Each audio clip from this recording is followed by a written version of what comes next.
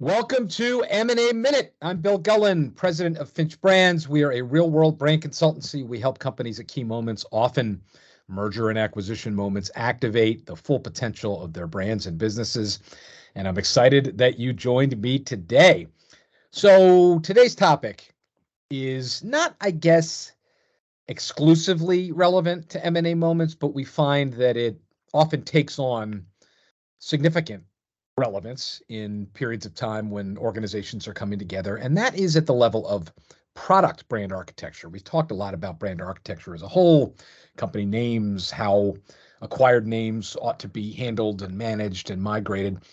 But often within product groups and within the overall product assortment, an M&A transaction creates additional complexity, and in some cases, there may already be a heck of a great deal of complexity to manage.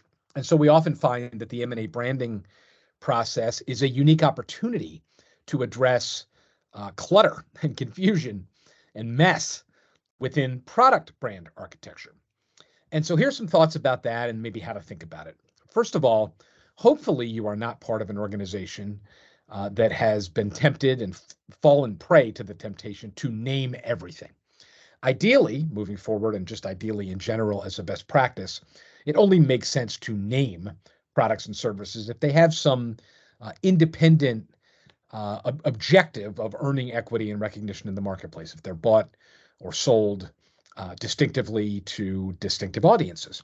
But if you find yourself in a situation, either generally or in the wake of an M&A transaction, where you have 25,000 SKUs in the product assortment and there are 150 or 200 brand names, well, it's time to clean that up. There are often products that have been named for one reason or another in sections of the category where a brand name isn't important, or for whatever reason they've been named, but those names don't really mean much in the marketplace. And so it is time to think about clarifying a product brand architecture. Here's a couple core principles.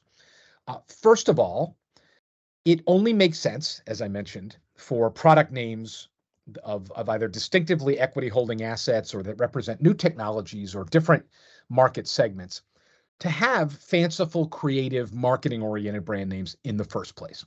So the first thing to do is really audit or assess across the totality of the product assortments, the full range of names that exist, and understand which of those fit the criteria. We often find that one of the most effective measures for simplifying, clarifying, and strengthening a product brand architecture is to move from naming everything into a power brand alignment. That is, let's maintain and strengthen and clarify what we would call power brands. Could be 3, could be 5, could be 7, whatever the right number is. These are brands that have distinctive market equity. They are asked for and understood by name. Those names mean something. Those names trigger awareness. Those names evoke some sense of reliability or innovation or whatever the right brand attributes are. So one step is to build, or one method is to build around power brands. So how do you do this? First of all, you embark upon a research and assessment process to study the equity of the brands in the marketplace. Those brands that have meaningful equity, past, present, and future, become power brands and are elevated. You define within the product architecture which segments or categories that those power brands have a right to play, where they may already or could easily, through adjacencies, play effectively. Those products that may be named today, but those names don't have a really affirmative right to exist moving forward. They could be sort of orphans that exist within the category, but really aren't attached to something larger.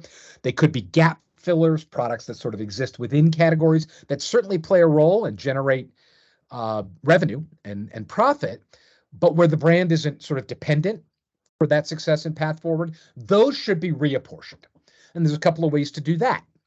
Sometimes you move in a more descriptive direction, where you name a product that, with a descriptive name. And often the brand name that is attached to that product is the corporate identity. There's a lot of reasons to do that, particularly in cases where you're elevating a new or evolved corporate identity in an M&A moment.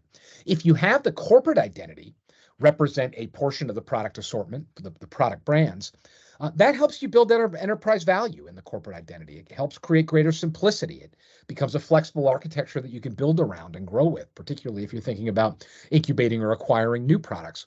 So again, how to do it? Study the equity, elevate power brands, allocate those gap fillers or orphan products to the corporate identity, and then get the corporate identity itself ready to encompass the rest of the assortment. And that involves some look and feel translation from corporate ID to product level, and some additional thinking around how the corporate brand has the broad shoulders to work in product applications. There's a lot more to the story. The right answer is situational, but that is what we have today on M&A Minute.